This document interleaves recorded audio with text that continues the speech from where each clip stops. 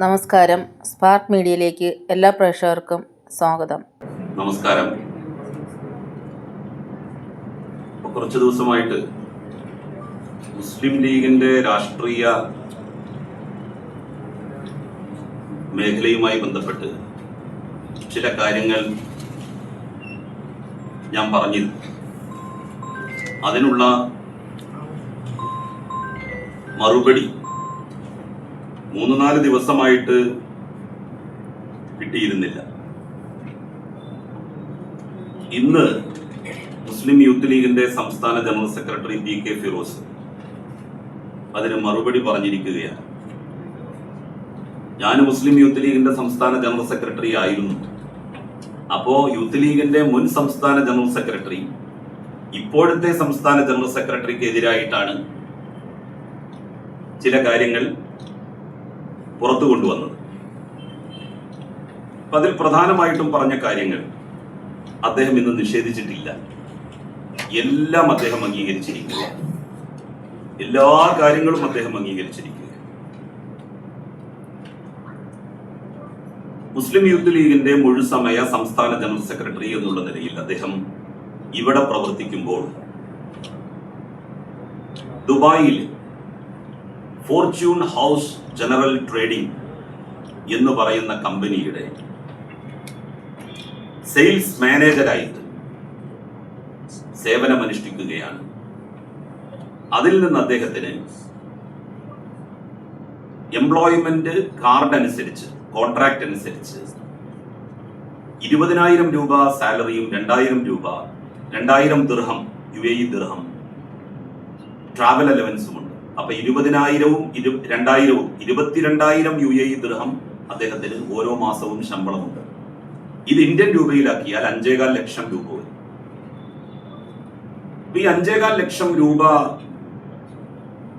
മാസ ശമ്പളം കിട്ടാൻ മാത്രം എന്ത് പ്രവൃത്തിയാണ് ഫിറോസ് ഇവിടെ എടുക്കുന്നത്? അദ്ദേഹം പറയുന്നത് ഇപ്പൊ ഓൺലൈനായിട്ട് ചെയ്യാം പ്രവൃത്തി, അതുപോലെ തന്നെ ഓഫീസ് ഇല്ലാതെ തന്നെ ചെയ്യാം. ശരി, ഭക്ഷണ സാധനങ്ങൾ വിൽക്കുക, ഇതാണ് അദ്ദേഹം ചെയ്യുന്ന പ്രവൃത്തി. ആ കമ്പനിക്ക് വേണ്ടി എത്രമാത്രം എക്സ്പോർട്ടുകൾ കേരളത്തിൽ നിന്ന്, ഇന്ത്യയിൽ നിന്ന് സെയിൽസ് മാനേജർ എന്നുള്ള നിലക്ക് അദ്ദേഹം കയറ്റി അയച്ചിട്ടുണ്ട്, ഇവിടെ നിന്ന് എക്സ്പോർട്ട് ചെയ്തിട്ടുണ്ട്, മറ്റു രാജ്യങ്ങളിൽ നിന്ന് ദുബായിലേക്ക് എക്സ്പോർട്ട് ചെയ്തിട്ടുണ്ട്, അല്ലെങ്കിൽ വേറെ വേറെ രാജ്യങ്ങളിൽ നിന്ന് മറ്റേതെങ്കിലും രാജ്യങ്ങളിലേക്ക് എക്സ്പോർട്ട് ചെയ്തിട്ടുണ്ട് എന്നുള്ളതിന്റെ വിവരം പറയാൻ അദ്ദേഹം ബാധ്യസ്ഥനാണ്. അദ്ദേഹം അത് ചെയ്തില്ല. നമ്മൾ വിചാരിക്കുന്നത് 2024 അദ്ദേഹം ഈ ജോബ് കാർഡിന്റെ ഉടമയാകുന്നത് എന്നാണ്, റെസിഡൻസി വിസയുടെ ഹോൾഡർ ആകുന്നത് എന്നാണ്. 24 വർഷം 2024 മുതൽ 2026 വരെയാണ് ഇപ്പോൾ നിങ്ങൾക്കൊക്കെ കിട്ടിയിട്ടുള്ള സമൂഹ മാധ്യമങ്ങളിൽ ലഭ്യമായിട്ടുള്ള അദ്ദേഹത്തിന്റെ വിസ കാലാവധി.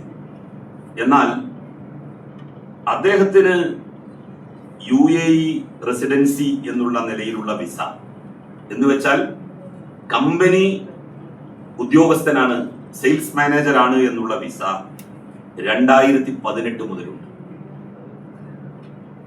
25/3/2018 മുതൽ 19/12/2020 വരെ 19/12/2020 വരെ അദ്ദേഹത്തിന്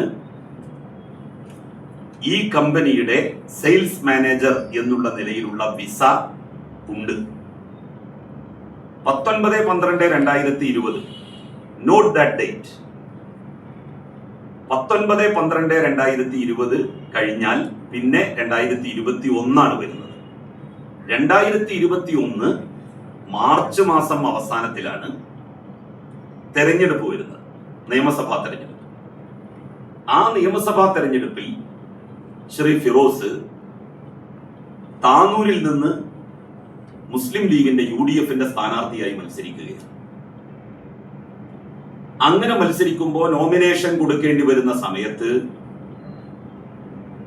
UAE വിസ ഒരു തടസ്സമായി ഉന്നയിക്കപ്പെടുമോ എന്ന് ഭയന്ന് അദ്ദേഹം അത് കുറച്ച് നാളത്തേക്ക് വേണ്ടെന്ന് വെക്കുകയാണ്. എന്നിട്ട് 29/3/2022 മുതൽ 29/3/2022 മുതൽ 18/3/2024 വരെ വീണ്ടും അതേ വിസ അദ്ദേഹം കരസ്ഥമാക്കുകയാണ്. ഒരു ചെറിയ ഇടവേളയ്ക്ക് ശേഷം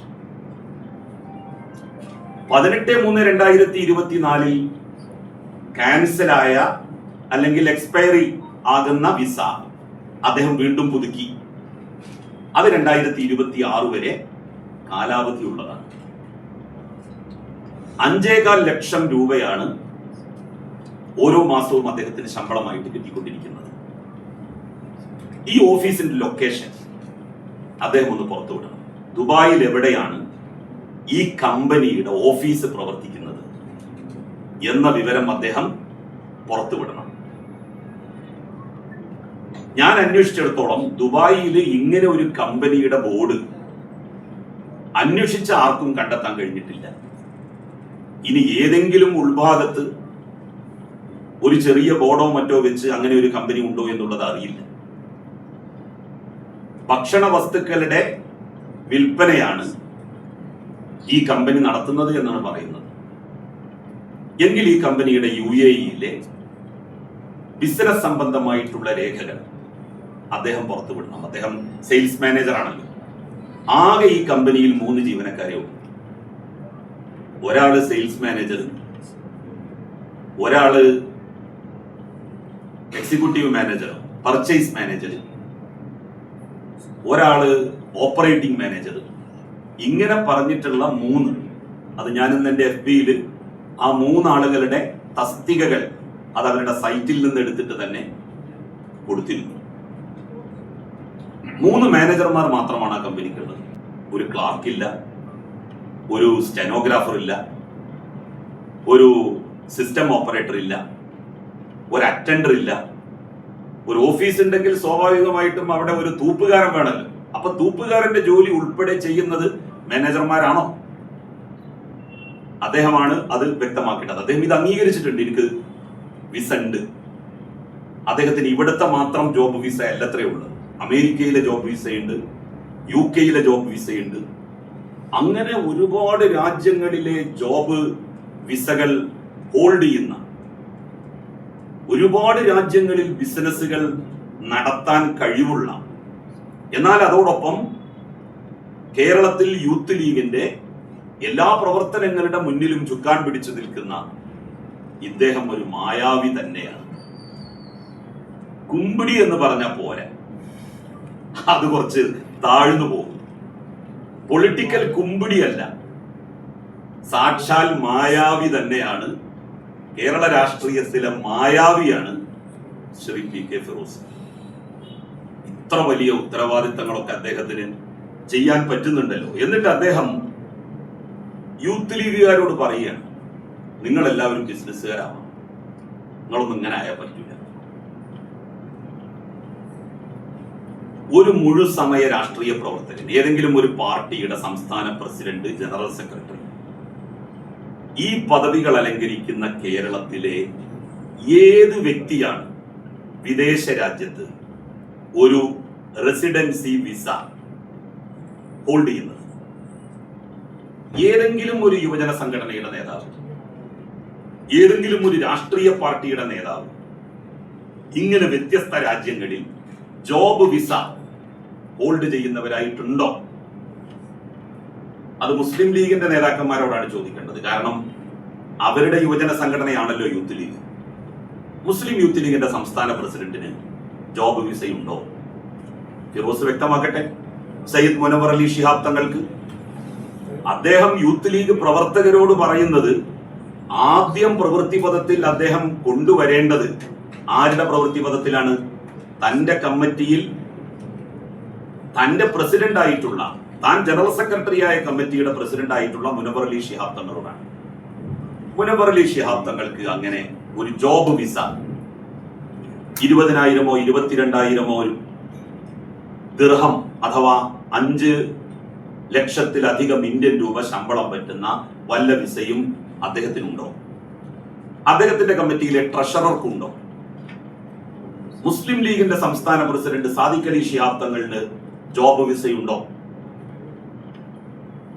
PK കുഞ്ഞാലിക്കുട്ടി സാഹിബിന് ജോബ് വിസയുണ്ടോ ഏതെങ്കിലും രാജ്യത്ത്? PMA സലാമിന് ജോബ് വിസയുണ്ടോ? അപ്പോ ഈ ഉപദേശം അദ്ദേഹം ആരോടാണ് നടത്തേണ്ടത്? ഇവരോടൊക്കെയല്ലേ? അല്ലെങ്കിൽ ഇവരൊക്കെ ആദ്യം ജോബ് വിസ ഉണ്ടാക്കി സമ്പാദിക്കുന്നു എന്ന് ബോധ്യമായാൽ ഫിറോസിനും യൂത്ത് ലീഗിന്റെ ജനറൽ സെക്രട്ടറിയായ ഞാൻ മാത്രം എന്തിനാണ് വെറുതെ സമ്പാദിക്കാതിരിക്കുന്നത്? ഇവിടെ ഇരുന്നു കൊണ്ട് 5.25 ലക്ഷം രൂപ ശമ്പളം വാങ്ങാൻ ഞാൻ എന്തിനു മടിക്കണമെന്ന് അദ്ദേഹം ആലോചിക്കേണ്ടിയിരുന്നത് അങ്ങനെ ആയിരുന്നെങ്കിലല്ലേ? CH മുഹമ്മദ് കോയ സാഹിബിന് ഇതൊന്നും അറിയില്ലായിരുന്നു. അദ്ദേഹം ഒരു പോയത്തക്കാരനായിരുന്നു എന്നാണ് എനിക്ക് തോന്നുന്നത്. മഹാനായ CH മരിക്കുന്ന സമയത്ത് അദ്ദേഹത്തിന്റെ പുരയിടം, അദ്ദേഹത്തിന്റെ വീടും അദ്ദേഹത്തിന്റെ സ്വത്തും കടത്തിലായിരുന്നു, ബാങ്കിലായിരുന്നു എന്ന് നമ്മൾ കേട്ടിട്ടുണ്ട്. അപ്പൊ CHന് ഫിറോസിന്റെ പോലെ സാമർഥ്യം ഇല്ലാത്തത് കൊണ്ടാകും CH ആ കാലത്ത് മറ്റു ജോലികളിലൊന്നും ഏർപ്പെടാതെ മുസ്ലിം ലീഗിന്റെ വളർച്ചയ്ക്ക് വേണ്ടി യത്നിച്ചതും മുസ്ലിം സമൂഹത്തിന്റെ ഉയർച്ചയ്ക്ക് വേണ്ടി തന്റെ ജീവിതം ഒഴിഞ്ഞു വെച്ചതും. ആ CH അല്ല ഫിറോസിന്റെ രാഷ്ട്രീയ ഗുരു എന്ന് നമുക്ക് മനസ്സിലായി. കാരണം അദ്ദേഹത്തിന്റെ വീക്ഷണം തന്നെ വ്യത്യസ്തമാണ്. യൂത്ത് ലീഗിന്റെ പ്രവർത്തനം ഇവിടെ നടത്തുമ്പോൾ തന്നെ നടത്താം, ജോലി ചെയ്യാം, അതിലൊന്നും തെറ്റില്ല. നമ്മളുടെ നാട്ടില് ഒരു ചെറിയ ജോലി, അത് ഈ പ്രവർത്തനത്തിനിടക്ക് നമുക്ക് നടത്താൻ കഴിയുന്ന ജോലി, എല്ലാവർക്കും ബോധ്യമാകുന്ന ജോലി, ഇതൊക്കെ ചെയ്യാം. പക്ഷെ 5.25 ലക്ഷം രൂപ ശമ്പളം കിട്ടുന്ന ഗൾഫിൽ, അമേരിക്കയിൽ, UK ഒക്കെ ജോബ് വിസ ഉള്ള ഒരാളെ നമ്മൾ എവിടെയാണ് കണ്ടിട്ടുള്ളത്? പിന്നെ അദ്ദേഹം മുസ്ലിം ലീഗിന്റെ മഹാന്മാരായിരുന്ന നേതാക്കൾ KM സീതി സാഹിബ്, അദ്ദേഹവും കോടീശ്വരനായിട്ട് ജനിച്ച് ദരിദ്രനായിട്ട് മരിച്ചുപോയാണ് KM സീതി സാഹിബ്. കേരള നിയമസഭയുടെ സ്പീക്കറായിരുന്നു KM സീതി സാഹിബ്. ഖായിദമില്ലത്ത് മുഹമ്മദ് ഇസ്മായിൽ സാഹിബ്, അദ്ദേഹത്തിന്റെ പേരിലാണ് ഇപ്പോൾ ഡൽഹിയിൽ സൗധം പണിഞ്ഞിരിക്കുന്നത് ലീഗ് ആസ്ഥാന മന്ദിരം. ഖായിദമില്ലത്ത് മുഹമ്മദ് ഇസ്മായിൽ സാഹിബിന്റെ വീട്ടിൽ വരുന്ന ആളുകൾക്ക് ഇരിക്കാൻ, കാമരാജാണെന്ന് തോന്നുന്നു ഒരിക്കൽ ഖായിദമില്ലത്ത് മുഹമ്മദ് ഇസ്മായിൽ സാഹിബിനെ കാണാൻ വേണ്ടി വന്നപ്പോൾ അദ്ദേഹത്തിന്റെ വീട്ടിൽ ഇരിക്കാൻ ഒരു ചെയർ ഉണ്ടായിരുന്നില്ല എന്നാണ് പറയുന്നത്. അവരൊക്കെ പോയത്തക്കാരായിരുന്നു, മോശ ആൾക്കാരായിരുന്നു എന്നാണല്ലോ ഫിറോസ് പറയുന്നത്. തന്നെ പോലെ ചിന്തിക്കണം. യൂത്ത് ലീഗിന്റെ മുഴുവൻ പ്രവർത്തകരോടും അദ്ദേഹം അങ്ങനെയാണ് ഉപദേശിച്ചിരിക്കുന്നത്. എന്നോട് ബിസിനസ് ചെയ്യാനാണ് ഇപ്പൊ പറയുന്നത്. ഉപദേശം. എനിക്കൊരു ജോലി ഉണ്ടായിരുന്നു, ഞാനൊരു കോളേജ് അധ്യാപകനായിരുന്നു. 2006 കേരള നിയമസഭയിലേക്ക് ഞാൻ മത്സരിക്കുന്ന സമയത്ത് എയ്ഡഡ് കോളേജിൽ, തിരൂരങ്ങാടി PSMO കോളേജിൽ ചരിത്ര വിഭാഗത്തിൽ ലെക്ചററായിട്ട്, സീനിയർ ലെക്ചററായിട്ട് പ്രവർത്തിക്കുകയായിരുന്നു ഞാൻ. അന്നാണ് യൂത്ത് ലീഗിന്റെ സംസ്ഥാന ജനറൽ സെക്രട്ടറി എന്നുള്ള നിലയിൽ ചില അഭിപ്രായ വ്യത്യാസങ്ങൾ അന്നത്തെ മുസ്ലിം ലീഗിന്റെ നേതൃത്വവുമായിട്ട് ഉണ്ടാവുകയും ഗുജറാത്ത് ഫണ്ട്, സുനാമി ഫണ്ട് പോലുള്ള കാര്യങ്ങളിൽ വ്യക്തത വേണമെന്ന് ഞാൻ മുസ്ലിം ലീഗിന്റെ സംസ്ഥാന കമ്മിറ്റിയിൽ ആവശ്യപ്പെടുകയും ചെയ്തതിന്റെ പേരിൽ പാർട്ടിയിൽ നിന്ന് പുറത്താക്കപ്പെട്ടത്. അതേ തുടർന്നാണ് ഞാന് കുറ്റിപ്പുറത്ത് നിന്ന് നിയമസഭയിലേക്ക് മത്സരിച്ചതും ലീഗിന്റെ പൊന്നാപുരം കോട്ടയിൽ നിന്ന് നിയമസഭയിൽ എത്തിയത്. എന്നോടല്ല ഈ ജോലിയുടെ കാര്യം അദ്ദേഹം പറയേണ്ടത്. അദ്ദേഹത്തിന് ഒരു പ്രൊഫഷൻ ഉണ്ടല്ലോ. 2021 അദ്ദേഹം നിയമസഭയിലേക്ക് മത്സരിക്കുമ്പോൾ പ്രൊഫഷൻ എന്നെഴുതിയ കോളത്തിൽ എന്താ എഴുതിയിട്ടുള്ളത്? ബിസിനസ്മാൻ എന്നല്ല, ലോയർ, അഡ്വക്കേറ്റ്. അഡ്വക്കേറ്റ് എന്നുള്ള പ്രൊഫഷൻ തെരഞ്ഞെടുപ്പ് നോമിനേഷൻ പേപ്പറിൽ എഴുതി. എന്നിട്ട് അദ്ദേഹം ബിസിനസ് ചെയ്തു. ഇത് ശരിക്ക് ബാർ കൗൺസിലിന്റെ നിയമത്തിന് പോലും വിരുദ്ധമാണെന്നാണ് എനിക്ക് തോന്നുന്നത്. പരാതി കൊടുത്താൽ ബാർ കൗൺസിൽ ഇദ്ദേഹത്തോട് വിശദീകരണം ചോദിക്കാനാണ് സാധ്യത. ഇനി ഇത്രയൊക്കെ ബിസിനസ്മാൻ ആയിട്ടുള്ള ആൾക്ക് നഷ്ടത്തിന്റെ കണക്കേ പറയാനുള്ളൂ. 2021 താനൂരിൽ നാമനിർദ്ദേശ പത്രിക കൊടുക്കുമ്പോൾ തനിക്ക് ഏതാണ്ട് 47 ലക്ഷം രൂപയുടെ സാമ്പത്തിക ബാധ്യതയുണ്ട് എന്നാണ് പറഞ്ഞത്. 47 ലക്ഷം രൂപയുടെ സാമ്പത്തിക ബാധ്യതയുണ്ട് എന്നാണ് അദ്ദേഹം പറഞ്ഞത്. അതല്ല, കഴിഞ്ഞ തെരഞ്ഞെടുപ്പിൽ 2021 തെരഞ്ഞെടുപ്പിൽ അന്ന് അദ്ദേഹം കൊടുത്തിട്ടുള്ള ഇൻകം സ്റ്റാറ്റസ് സ്റ്റേറ്റ്മെന്റ്, ആ ഇൻകം സ്റ്റാറ്റസ് സ്റ്റേറ്റ്മെന്റിൽ അദ്ദേഹം പറയുന്നത് 2021 വർഷത്തിൽ അദ്ദേഹത്തിന് ആകെ വരുമാനം 3,98,324 രൂപ എന്നാണ്. 3,98,324 രൂപ. ഇത് അദ്ദേഹം ഇൻകം സ്റ്റാറ്റസിൽ 2020-21 കൊടുത്തതാണ്. എന്നാൽ 19/12/2020 വരെ അദ്ദേഹം UAE-ൽ ജോബ് വിസ ഹോൾഡർ ആയിരുന്നു. 22,000 UAE ദിർഹം ശമ്പളത്തിൽ 2020 12-ാം മാസം വരെ അദ്ദേഹം ജോലി ചെയ്തിട്ടുണ്ട്. രേഖയനുസരിച്ച് വെറും 3 മാസത്തിനുള്ളിൽ ജനുവരി, ഫെബ്രുവരി, മാർച്ച് ഏപ്രിൽ മാസത്തിലാണല്ലോ 3-ാം മാസം അല്ലെങ്കിൽ 4-ാം മാസം നോമിനേഷൻ കൊടുക്കുന്നത്. ആ നോമിനേഷൻ കൊടുക്കുന്ന സമയത്ത് അദ്ദേഹത്തിന് 2020-21 സാമ്പത്തിക വർഷം ഉള്ള ഇൻകം എന്ന് പറയുന്നത്, വരുമാനം എന്ന് പറയുന്നത് 3,98,324. ഇതൊന്നും അങ്ങ് ഒത്തുപോകുന്നില്ലല്ലോ.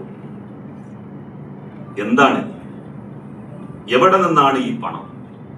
കൊപ്പത്തെ എംഇയുടെ ഔട്ട്ലെറ്റ് അദ്ദേഹത്തിൻ്റെതാണ് എന്ന് അദ്ദേഹം സമ്മതിച്ചു. അദ്ദേഹത്തിൻ്റെതാണെങ്കിൽ അദ്ദേഹത്തിന്റെ പേരിലാക്കിക്കൂടെ? എന്താ അദ്ദേഹത്തിന്റെ പേരിലാക്കാൻ അദ്ദേഹത്തിന് ഇത്ര മടി? എല്ലാം ബിനാമികളുടെ പേരിലാവണോ? കോഴിക്കോട്ട് ഹൈലൈറ്റ് മാളിലെ എംഇയുടെ മറ്റൊരു ഷോപ്പ്, ഒരു എംഇയുടെ ഷോപ്പ് തുടങ്ങാൻ എത്ര ലക്ഷം രൂപ വേണമെന്നാണ് നിങ്ങൾ കരുതുന്നത്? ഏറ്റവും ചുരുങ്ങിയത് 35 ലക്ഷം രൂപയാണ്. അവർ പല സ്ഥലത്തും പല ആളുകളിൽ നിന്നും എംഇ വാങ്ങിയിട്ടുള്ളത് 35-40 ലക്ഷം രൂപ. എന്നിട്ട് അവര് തന്നെ വന്ന് അതിന്റെ എല്ലാ ഫർണിഷിംഗ് ഉൾപ്പെടെയുള്ള കാര്യങ്ങൾ ചെയ്യും. 2 ഷോപ്പ് തുടങ്ങണമെങ്കിൽ എത്ര ലക്ഷം രൂപയായി? 70 ലക്ഷം രൂപ ഏറ്റവും ചുരുങ്ങിയത് വേണ്ടേ? ഇനി വേറെ വരുന്നുണ്ട്, അതിന്റെ രേഖകൾ സംഘടിപ്പിച്ചുകൊണ്ടിരിക്കുകയാണ്.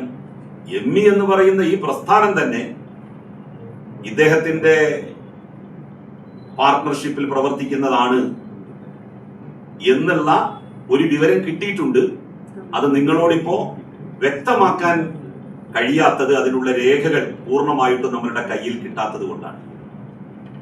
ഏതായാലും 2 ഷോപ്പ് അദ്ദേഹത്തിൻ്റെതാണ് എന്ന് വന്നല്ലോ. ഞാൻ പറഞ്ഞ ഏത് കാര്യമാണ് അദ്ദേഹം നിഷേധിച്ചത്? ഇതിനൊക്കെയുള്ള പണം എവിടെ നിന്നാണ്? ഇതിനൊക്കെയുള്ള പണം മുസ്ലിം യൂത്ത് ലീഗിന്റെ കഴിഞ്ഞ 10 വർഷക്കാലത്തെ ജനറൽ സെക്രട്ടറി എന്നുള്ള നിലയിൽ സംഘടന പല ഘട്ടങ്ങളിൽ പിരിച്ച ഭീമമായിട്ടുള്ള തുക, അത് ഇവരെല്ലാവരും കൂടി എന്ന് ഞാൻ പറയുന്നില്ല, ഫിറോസിന്റെ കൗശല ബുദ്ധി കൊണ്ട് അതിൽ നിന്ന് വലിയ മുക്കൽ അദ്ദേഹം നടത്തിയിട്ടുണ്ട്.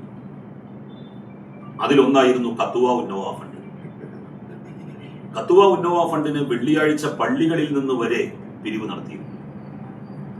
കോടികൾ സമാഹരിച്ച് കിട്ടിയിരിക്കണം. എല്ലാവരും ബാങ്ക് മുഖേനയല്ല അന്ന് പണം അയച്ചത്. സംഘടിപ്പിക്കുകയും അത് പിന്നീട് സംസ്ഥാന കമ്മിറ്റിക്ക് ജില്ലാതലങ്ങളിൽ വെച്ച് കൈമാറുകയുമാണ് ഉണ്ടായത്. എന്നിട്ട് അവർ പറഞ്ഞത് 16 ലക്ഷം രൂപ കിട്ടിയെന്നാണ്. കത്തുവ ഉന്നോവ ഫണ്ട് ദുർവിനിയോഗം ചെയ്തതുമായി ബന്ധപ്പെട്ട്, അതിൽ വലിയ ക്രമക്കേട് നടന്നതുമായി ബന്ധപ്പെട്ട് കുന്നമംഗലം കോടതിയിൽ ഒരു കേസ് കൊടുത്തു. ആ കേസിന്റെ അടിസ്ഥാനത്തിൽ കുന്നമംഗലം കോടതി അത് അന്വേഷിക്കാൻ വേണ്ടി ഉത്തരവിട്ടു.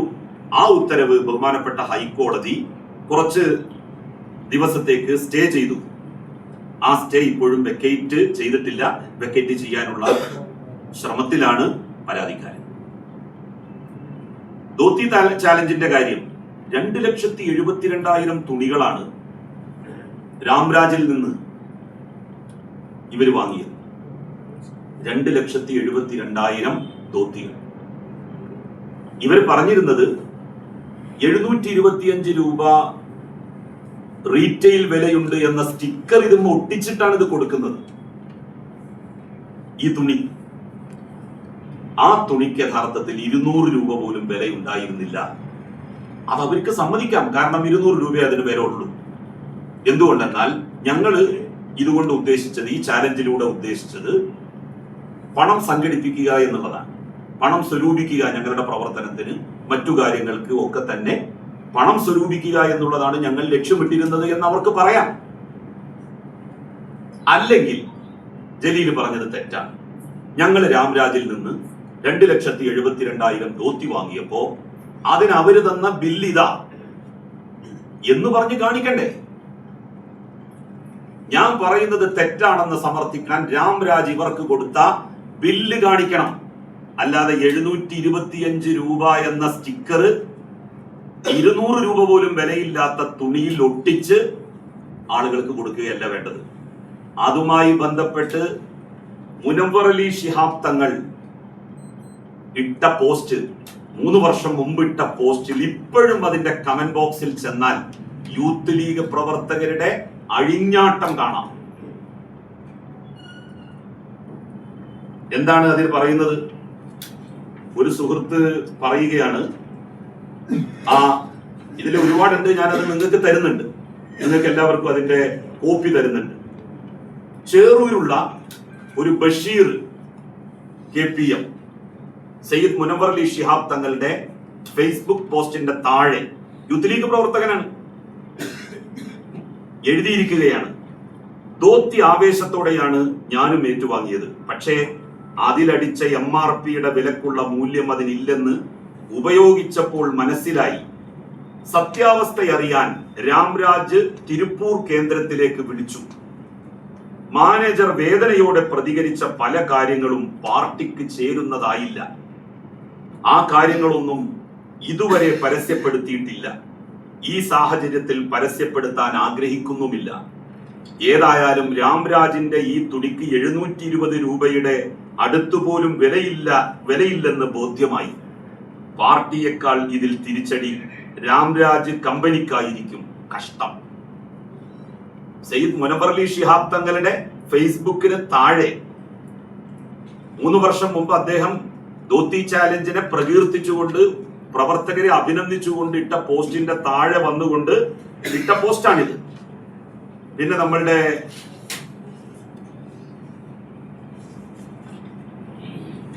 നിരവധി പോസ്റ്റുകളുണ്ട്.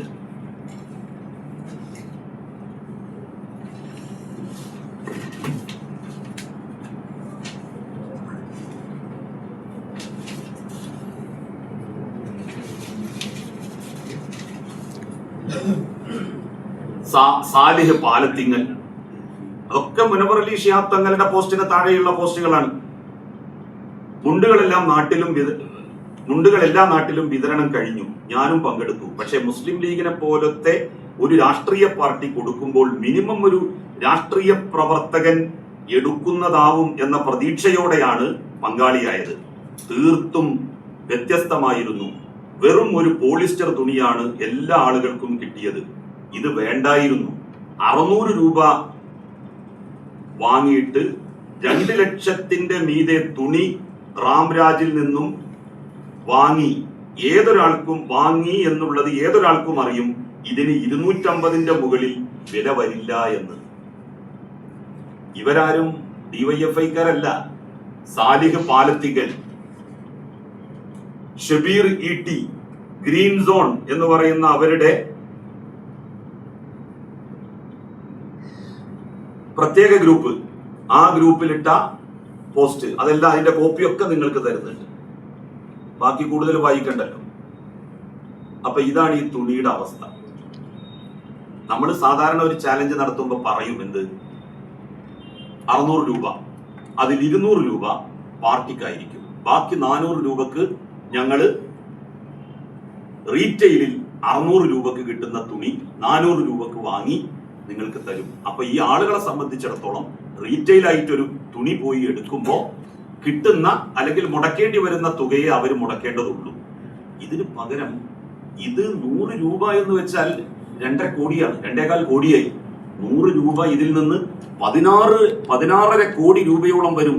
2,72,000 ഇൻറ്റു 600, 2,72,000 ഇൻറ്റു 600 16.5 കോടി രൂപയായി. 100 കോടി രൂപ എന്ന് പറയുന്നത് തന്നെ എത്രയായി? 2 കോടിയിലധികമായി. അപ്പൊ 100 രൂപ വെട്ടിച്ചാൽ മതി.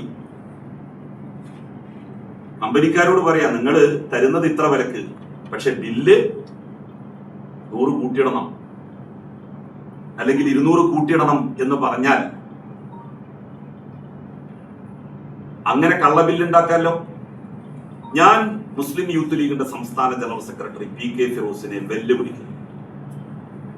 യൂത്ത് ലീഗിന്റെ മുൻ സംസ്ഥാന ജനറൽ സെക്രട്ടറിയാണ് വെല്ലുവിളിക്കുന്നത്, അല്ലാതെ MLA, ഇടതുപക്ഷ സഹയാത്രികൻ അതൊന്നും ഗൗനിക്കേണ്ട. രാംരാജിൽ നിന്ന് നിങ്ങൾ 2,72,000 ധോത്തി വാങ്ങിയപ്പോൾ നിങ്ങൾക്ക് അവര് GST ഉൾപ്പെടെ ഉള്ള ബില്ല് തന്നിട്ടുണ്ട്. ആ ബില്ല് പുറത്തുവിട്ട് അവരുടെ നിരപരാധിത്വം അവർ തെളിയിക്കാൻ സന്നദ്ധമാകണം. ഉണ്ടെങ്കിൽ ഇന്ന് തന്നെ അവർ പുറത്തു വിടൂല. കയ്യിലുണ്ടെങ്കിൽ എപ്പോഴോ പുറത്തു വിടും. ഒരു ദിവസം 4 പത്രസമ്മേളനം നടത്തുന്ന ആളല്ലേ മൂപ്പര്. ഞാൻ ബില്ലുണ്ടോ എന്ന് ചോദിച്ചാൽ ബില്ലിന്റെ കോപ്പി അന്ന് തന്നെ പുറത്തു വിടും. അപ്പൊ ബില്ലില്ല എന്നാണ് അതിൽ നിന്ന് മനസ്സിലാക്കേണ്ടത്. പിന്നെ അദ്ദേഹം പറഞ്ഞത്, എനിക്ക് വലിയ പ്രതികാരമാണ്, കാരണം എന്നെ മന്ത്രിസ്ഥാനത്ത് നിന്ന് രാജിവെപ്പിച്ചു, ഞാൻ കെയർടേക്കർ മന്ത്രിസഭയിൽ നിന്ന് രാജിവെച്ചു. അന്നത്തെ ലോകായുക്ത സിറിയക് ജോസഫ് ഒരു വിധി പുറപ്പെടുവിച്ചു എന്നെ കേൾക്കാതെ. സാധാരണ ഒരാളെക്കെതിരായിട്ട് ശിക്ഷ വിധിക്കുമ്പോൾ അയാളെ ഒന്ന് കേൾക്കും, അല്ലെങ്കിൽ അയാൾക്ക് ഒരു നോട്ടീസ് അയക്കും. എന്നെ കേൾക്കുകയോ എനിക്ക് നോട്ടീസ് അയക്കുകയോ ചെയ്യാതെ എനിക്കെതിരായി ഒരു വിധി പുറപ്പെടുവിച്ചു. സിറിയക് ജോസഫും ലീഗും തമ്മിൽ ഒരു ആത്മാർത്ഥ ബന്ധം നേരത്തെ തന്നെ ഉണ്ട്. ആ ബന്ധം ഉപയോഗിച്ചാണ് അവരെനിക്കെതിരായി കരുക്കൾ നീക്കിയത്. ഇവരുടെ ഈ ഒരു കള്ളത്തരം പറഞ്ഞില്ലെങ്കിൽ സാധാരണക്കാരായ സംശുദ്ധമായ രാഷ്ട്രീയ ജീവിതം നയിക്കുന്ന പൊതുപ്രവർത്തകരെ ഇവർ പലരെയും സ്വാധീനിച്ച് ഇല്ലാതാക്കും. അതുകൊണ്ടാണ് ഞാൻ ഈ കാര്യം പറയുന്നത്. ജനുവരി 25-ാം തീയതി 2005-ലാണ്. ജനുവരി 25, 2005-ലാണ് ഐസ്ക്രീം പാർലർ കേസുമായി ബന്ധപ്പെട്ട് PK കുഞ്ഞാലിക്കുട്ടിയെ, അന്നത്തെ മന്ത്രിയായിരുന്ന PK കുഞ്ഞാലിക്കുട്ടിയെ കുറ്റവിമുക്തനാക്കിക്കൊണ്ടുള്ള ഹൈക്കോടതി വിധി പുറത്തു വരുന്നത്. ആ വിധി പറഞ്ഞ 2 ജഡ്ജിമാരിൽ ഒരാൾ സിറിയക് ജോസഫ് ആയിരുന്നു. ഇതൊക്കെ നേരത്തെ ഞാൻ തന്നിട്ടുണ്ട് നിങ്ങൾക്ക്, എത്രയോ പറഞ്ഞിട്ടുണ്ട്. സിറിയക് ജോസഫ് ആയിരുന്നു കുഞ്ഞാലിക്കുട്ടിയെ അന്ന് ഐസ്ക്രീം പാർലർ കേസിൽ നിന്ന് കുറ്റവിമുക്തനാക്കിക്കൊണ്ട് വിധി പറഞ്ഞ 2 ജഡ്ജിമാരിൽ ഒരാൾ. ഡേറ്റ് നോട്ട്, ജനുവരി 25, 2005. അടുത്തത്, ഇതിന് പ്രതിഫലമായി സിറിയക് ജോസഫിന് കിട്ടിയത് എന്താണ്? Note the date, 2004, 15/11/2004. 15/11/2004. Cyriac Joseph നല്ല വളവനാണ്. കാരണം സാധനം കൈക്കലാക്കിയിട്ടേ വിധി കൊടുത്തുള്ളൂ. അല്ലെങ്കിൽ മൂപ്പർക്ക് അറിയാം വിധി ആദ്യം കൊടുത്താൽ പിന്നെ ലീഗേര് പറ്റിക്കുന്നു. അതുകൊണ്ട് തന്റെ അനുജ സഹോദരൻ ജെയിംസ് ജോസഫിന്റെ ഭാര്യ ജാൻസി ജെയിംസിനെ മഹാത്മാഗാന്ധി യൂണിവേഴ്സിറ്റിയുടെ വൈസ് ചാൻസലറാക്കി അന്നത്തെ ലീഗ് മന്ത്രി നിയോഗിച്ചു. ഈ കേസ് 2004 ഇതിനു മുമ്പാണ് വലിയ കോളിളക്കം സൃഷ്ടിച്ചു വരുന്നത്. ഹൈക്കോടതിയിൽ ഈ കേസ് ഫയൽ ചെയ്യപ്പെടുന്നതൊക്കെ 11ാം മാസത്തിന് മുൻപാണ്. അപ്പൊ ഇങ്ങനെ ഒരു കേസ് വരാൻ വേണ്ടി പോകുന്നു. അപ്പോ ജെയിംസ് ജോസഫ് ആള് നല്ല മിടുക്കനാണ്. കാരണം അദ്ദേഹം 3-3.5 കൊല്ലം സുപ്രീം കോടതിയിൽ ഇരുന്നിട്ട് ആകെ 7 വിധിയാണ് പുറപ്പെടുവിച്ചിട്ടുള്ളത്. അദ്ദേഹത്തെ സംബന്ധിച്ച് അന്നത്തെ പ്രതിപക്ഷ നേതാവായിരുന്ന സുഷമ സ്വരാജും അരുൺ ജെയ്റ്റ്ലിയും എഴുതി കൊടുത്ത വാചകങ്ങൾ മാത്രം മതി അദ്ദേഹത്തിന്റെ ക്രെഡിബിലിറ്റി എന്താണ് എന്ന് മനസ്സിലാക്കാൻ. അങ്ങനെയുള്ള ജെയിംസ് ജോസഫിനെ ആ വഴിക്ക് പിടിച്ചു. ജെയിംസ് ജോസഫിന് അന്ന് പണം കൊണ്ടുപോയി കൊടുത്ത ആൾ എന്നോട് സമ്മതിച്ചിട്ടുണ്ട്, ഞാനാണ് അന്ന് പണം കൊണ്ടുപോയി കൊടുത്തത്. അപ്പൊ പൈസയും വാങ്ങി മൂപ്പര് അനുജന്റെ ഭാര്യക്ക്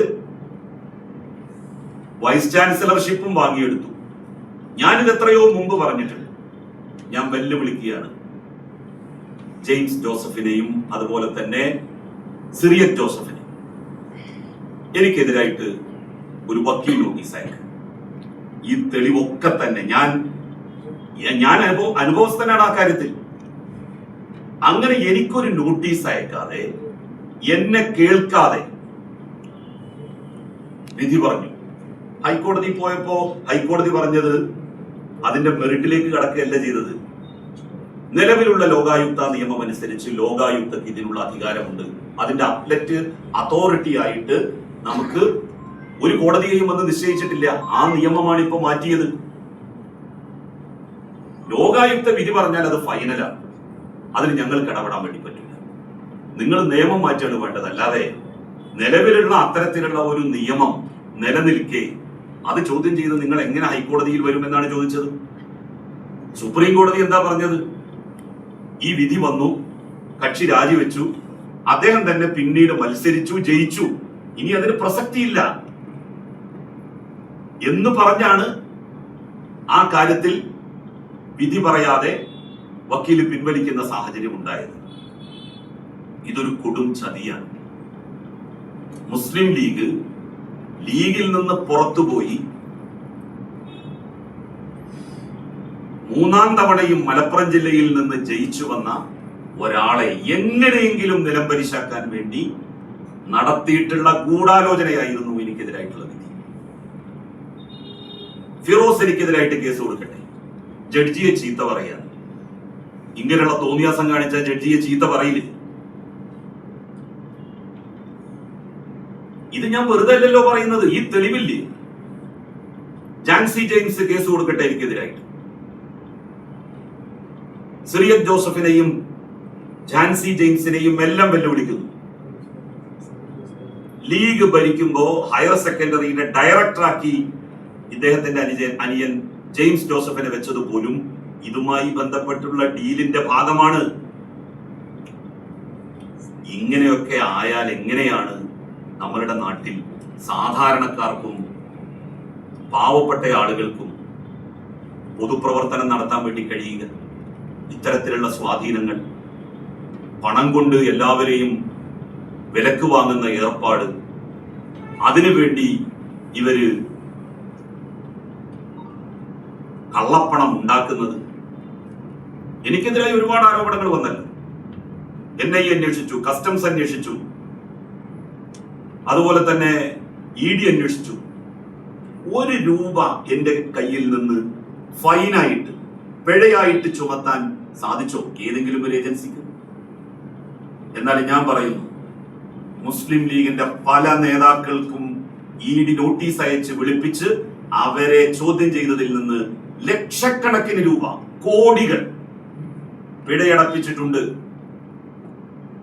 ഇല്ല എന്ന് നെഞ്ചത്ത് കൈവച്ചുകൊണ്ട് മുസ്ലിം ലീഗിന്റെ സംസ്ഥാന പ്രസിഡന്റ്, സംസ്ഥാന ജനറൽ സെക്രട്ടറി, ദേശീയ ജനറൽ സെക്രട്ടറി, സംസ്ഥാന ട്രഷറർ ഇവരൊക്കെ പറയുമോ? അവരെയൊക്കെ ED വിളിപ്പിച്ചിട്ടുണ്ടായിരുന്നു, ഇന്നും വിളിപ്പിച്ചിരുന്നു. ഒരു കൃത്രിമം കാണിക്കാത്തത് കൊണ്ട് 1 രൂപ എനിക്ക് ഫൈൻ ഇട്ടിട്ടില്ല. എന്നാൽ ഇവരുടെ നേതാക്കൾക്കെല്ലാം ഫൈൻ ഇട്ടിട്ടുണ്ട്. നിങ്ങൾ പറയുമല്ലോ AR നഗർ ബാങ്കിന്റെ പ്രശ്നം ഉയർത്തിക്കൊണ്ടുവന്നു, പിന്നെ അത് നിർത്തി. AR നഗർ ബാങ്ക് കോടികളാണ് ഇൻകം ടാക്സ് ഇനത്തിൽ കെട്ടിയത്. കോടികൾ ഞാൻ ഉയർത്തിക്കൊണ്ടുവന്നതിന്റെ ഫലം അത് തന്നെയാണ്. ആ കാര്യത്തിൽ അതാണ് ചെയ്യാൻ വേണ്ടി പറ്റുക. അത് ചെയ്യിച്ചു അവരെ കൊണ്ട്. അല്ലെങ്കിൽ AR നഗർ ബാങ്കിന്റെ ആളുകൾ പറയട്ടെ, ഞങ്ങൾ ഒരു പൈസയും പിഴയടച്ചിട്ടില്ല ആർക്കും. ജലീൽ അങ്ങനെ ഒരു പ്രശ്നം പറഞ്ഞു, അത് ഞങ്ങളുടെ ബാങ്കുമായി ബന്ധപ്പെട്ട് തെറ്റാണ് എന്ന് അവർ പറയട്ടെ. പറയുമെങ്കിൽ അടുത്ത നിമിഷം ഞാൻ വിളിക്കും പത്രസമ്മേളനം. അവരുടെ പത്രസമ്മേളനം നടത്തട്ടെ. I challenge dum. പിന്നെ ഏറ്റവും അവസാനം ആദ്യം അദ്ദേഹം തുടങ്ങിയത് തന്നെ, ഫിറോസ് തുടങ്ങിയത് തന്നെ, ഞാൻ മന്ത്രിയായിരിക്കെ ഒരു വലിയ അഴിമതി നടന്നിട്ടുണ്ട്. അതെന്താണ്? മലയാളം സർവകലാശാലക്ക് ഭൂമി വാങ്ങിയ സംഭവമാണ്. അത് ഞാൻ മന്ത്രിയായപ്പോഴല്ല, അതിനു മുമ്പ് തന്നെ അതിന്റെ പ്രോസസ് എല്ലാം ആരംഭിച്ച് അതിന്റെ അവസാനത്തിലെത്തിയപ്പോ ഞാനാണ് മന്ത്രി. വേറെ ഒരു സ്ഥലവും ഇല്ലാത്ത സാഹചര്യത്തിൽ വാങ്ങിയിട്ടുള്ളതാണ്. ഇനി അത് മാത്രമല്ല, അത് അന്വേഷിച്ചോട്ടെ. ഞാൻ 101 തവണ ആ അന്വേഷണത്തെ സ്വാഗതം ചെയ്തു. മലയാളം സർവകലാശാലയ്ക്ക് ഭൂമി വാങ്ങിയ കേസിൽ അന്ന് മന്ത്രി എന്ന നിലയിൽ ഞാൻ എന്തെങ്കിലും തരത്തിലുള്ള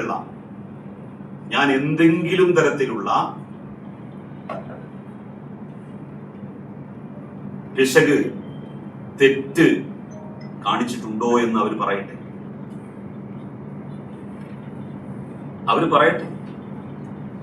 എനിക്കതിൽ ഒരു ഭയവുമില്ല. ലോകത്തിലെ ഏത് ഏജൻസിയെ കൊണ്ട് വേണമെങ്കിലും അന്വേഷിപ്പിക്കാം. ഫിറോസ് പരാതി കൊടുക്കട്ടെ, CBIക്ക് കൊടുക്കട്ടെ, എന്നിട്ട് എനിക്കെതിരായിട്ട് അന്വേഷണം നടക്കട്ടെ. എന്നെ ജയിലിലിട്ട ഓൽക്കായിരിക്കുമല്ലോ അതിൽ വലിയ സന്തോഷം. മുസ്ലിം ലീഗിന്റെ നേതാക്കന്മാരിൽ പലരും ഇന്ന് ജയിലിലാണ്, സാമ്പത്തിക തട്ടിപ്പുമായി ബന്ധപ്പെട്ട കേസ്. മുസ്ലിം യൂത്ത് ലീഗിന്റെ ജില്ലാ ഭാരവാഹി, മലപ്പുറം ജില്ലാ ഭാരവാഹി TP ഹാരിസ്, ജില്ലാ പഞ്ചായത്ത് അംഗം, 50 കോടിയാണ് തട്ടിയത്. എന്ത് പറഞ്ഞിട്ടെന്നറിയും? ഇവന്റെ ഒരു അനുയായിയാണ്, ഫിറോസിന്റെ അനുയായിയാണ് ഈ TP ഹാരിസ്. വളരെ അടുത്ത അനുയായി. അവന്റെ ഉപദേശം യഥാവിധി നടപ്പിലാക്കിയ ആളാണ് TP ഹാരിസ്. അവരുടെ ഫേസ്ബുക്ക് പോസ്റ്റുകൾ പോയിട്ട് നോക്കിയാൽ അറിയാം ഫിറോസും TP ഹാരിസും തമ്മിലുള്ള ബന്ധം. ഈ TP ഹാരിസ് ജയിലിലാണ്, കവനൂർ സെൻട്രൽ ജയിലിലാണ് അദ്ദേഹം. അതുപോലെ തന്നെ കമറുദ്ദീൻ മാസങ്ങൾ ജയിലിലായിരുന്നു. ഇന്നലെയാണ് ഇപ്പോൾ അദ്ദേഹത്തിന് ഏതോ ഒരു കേസിൽ ജാമ്യം കിട്ടിയത്. ജാമ്യം കിട്ടുക, അടുത്ത കേസിൽ വീണ്ടും പോവുക. MLA ആയിരുന്നു, പുറത്താക്കിയോ ലീഗ്? സാമ്പത്തിക തട്ടിപ്പ് മുസ്ലിം ലീഗിൽ പുറത്താക്കലിന് ഒരു മാനദണ്ഡമേ അല്ല എന്നുള്ളത് ലീഗ് കുറെ കാലങ്ങളായിട്ട് തെളിയിച്ചുകൊണ്ടിരിക്കുകയാണ്. അപ്പോ ഇതൊക്കെയാണ് മുസ്ലിം ലീഗിൽ ഇപ്പോൾ നടന്നുകൊണ്ടിരിക്കുന്നത്. ഞാൻ പറഞ്ഞല്ലോ, ഏത് അന്വേഷണത്തെയും സർവകലാശാലയുടെ ഭൂമി വാങ്ങിയതുമായി ബന്ധപ്പെട്ട് നേരിടാൻ ഞാൻ ഒരുക്കമാണ്. എനിക്കതിലൊരു ഭയവുമില്ല. എന്തൊക്കെയായിരുന്നു ഇവർ പറഞ്ഞിരുന്നത്? ഖുർആനിൽ സ്വർണം കടത്തി, കാരക്കന്റെ കുരുവിൽ സ്വർണം കടത്തി. ഈ ഖുർആൻ അങ്ങോട്ട് പോകുമ്പോ അത് തൃശ്ശൂരിൽ വെച്ചതിന്റെ GPS കേടായി, എന്നിട്ടത് ബാംഗ്ലൂരിലേക്കാണ് പോയത്. വല്ല കാര്യം ഉണ്ടായോ ഇവര് അങ്ങനെ പറഞ്ഞിട്ട്? എത്ര ആളുകൾക്ക് അടി കിട്ടിയെന്നറിയാം. എന്റെ വീട്ടിന്റെ അടുക്ക് അതിന്റെ പേരിൽ ജാഥ നടത്തിയിട്ട്, അക്രമാസക്തമായി ജാഥ, പോലീസ് തടഞ്ഞു. സ്വാഭാവികമായിട്ടും എന്തിനായിരുന്നു ഇതൊക്കെ? ഈ കള്ളത്തരങ്ങളൊക്കെ അവരെനിക്കെതിരായിട്ട് പറഞ്ഞ് പ്രചരിപ്പിച്ചത്. ഞാനൊരു 10 പൈസ അങ്ങനെ ആരുടെയെങ്കിലും മുക്കും എന്ന് അവർക്ക് ബോധ്യം ഉണ്ടായിരുന്നെങ്കിൽ അവർക്കത് പറയാമായിരുന്നു. ഇല്ല എന്ന് അവർക്ക് തന്നെയാണ് ഏറ്റവും കൂടുതൽ ബോധ്യം. കാരണം ഞാൻ യൂത്ത് ലീഗിന്റെ ജനറൽ സെക്രട്ടറി ആയിരുന്നല്ലോ. ഇങ്ങനെ ഒരാക്ഷേപം ആരെങ്കിലും എന്നെ കുറിച്ച് അന്ന് പറഞ്ഞതായിട്ട് ആരെങ്കിലും കേട്ടിട്ടുണ്ടോ? പൊതുപ്രവർത്തനം സംശുദ്ധമാകണമെന്ന് വിശ്വസിക്കുന്ന ഒരാളാണ്. എന്റെ ബന്ധുവിനെ, പണിയില്ലാത്ത തൊഴിലില്ലാത്ത ബന്ധുവിനെ തിരികെ കയറ്റി എന്നാണല്ലോ പറയുന്നത്. ഞാൻ തൊഴിലില്ലാത്ത ആരും കയറ്റിയില്ല. 1 വർഷത്തെ ഡെപ്യൂട്ടേഷനാണ്. 1 കൊല്ലം ഡെപ്യൂട്ടേഷൻ കൊടുത്തതിനാണ് ഈ വധശിക്ഷ വിധിച്ചത്. അയാളിപ്പോ ആ യോഗ്യത ഇല്ല എന്ന് പറഞ്ഞ ആളിപ്പോ കേന്ദ്ര പൊതുമേഖലാ സ്ഥാപനമായിട്ടുള്ള ബാങ്ക് ഓഫ് ബറോഡയുടെ കൊച്ചിയിലെ ചീഫ് മാനേജറാണ്. മോശക്കാരനാണെന്ന് പറഞ്ഞ ആള് അന്ന് സൗത്ത് ഇന്ത്യൻ ബാങ്കിലായിരുന്നു. ഇപ്പൊ അദ്ദേഹം ബാങ്ക് ഓഫ് ബറോഡയുടെ കൊച്ചിയിലെ ചീഫ് മാനേജറാണ്. അവനത് ആവാതിരുന്നത് നന്നായി. 15 ദിവസം കഴിഞ്ഞപ്പോൾ രാജിവെച്ച് പോയി. വാങ്ങിയ ശമ്പളം തിരിച്ചു കൊടുത്തു. അങ്ങനെ ചത്ത കുട്ടിയുടെ ജാതകം നോക്കിയിട്ടാണ് സിറിയൻ ജോസഫ് എന്നെ കുറ്റക്കാരനായിട്ട് അന്ന് പ്രഖ്യാപിച്ചത്. പണം വാങ്ങിയിട്ട്, പദവികൾ വാങ്ങിയിട്ട്. ഞങ്ങളെപ്പോലെയുള്ള പൈസ ഇല്ലാത്ത സാധാരണക്കാരായിട്ടുള്ള ആളുകൾ ഈ പൊതുപ്രവർത്തന രംഗത്ത് എങ്ങനെ നിൽക്കും? ഇവരെ പോലുള്ള ആളുകൾ ഇങ്ങനെ ചെയ്യുമ്പോൾ ഞാൻ നിങ്ങളോട് കൂടിയാണ് ചോദിക്കുന്നത്. ജീവിതത്തിൽ അങ്ങനെ എന്തെങ്കിലും ചെയ്തു എന്ന് ഇവർക്ക് പറയാൻ വേണ്ടി സാധിക്കും? ഇത്രയുമാണ് ഇതുമായി ബന്ധപ്പെട്ട് എനിക്ക് പറയാനുള്ളത്. ഇനി നിങ്ങൾക്ക് ചോദിക്കാം.